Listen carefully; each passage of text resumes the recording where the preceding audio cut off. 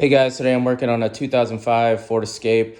Trying to get the old steering rack out to put in a new one. The old one's leaking pretty bad, so we're just gonna flush the lines, put in a new rack. Found a couple good videos online already on how to do it. The major part that I was having an issue with was, I'll show you on the new rack,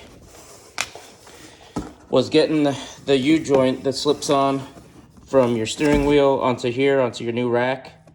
Everybody was saying to drop the subframe, so that, because the U-joint sits right here, it's just like a 45T torque bit that clamps on right there.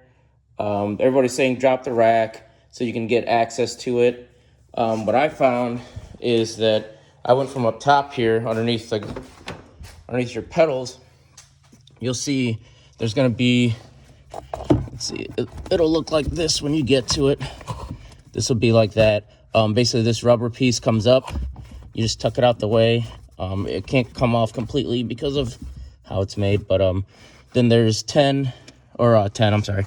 They're 10 millimeters, but there's only 5 bolts that go around this one when it's locked in there. And then you pull this up and out of the way.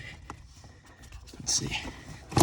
And then you can get access to it from the top. If you see at the bottom of that hole, that black screw, that is the piece that is holding your steering wheel shaft to the actual rack and pinion. That's the one that you need to take off. Let's see if I can point to it. Yeah, that one right there. Again, it's a T45. You could probably get it from up here if you wanted to.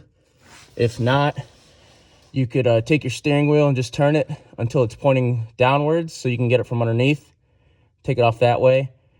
I mean, either way to work, just make sure that you put your steering wheel back at the 12 o'clock position before you install the new one. So hopefully this was helpful.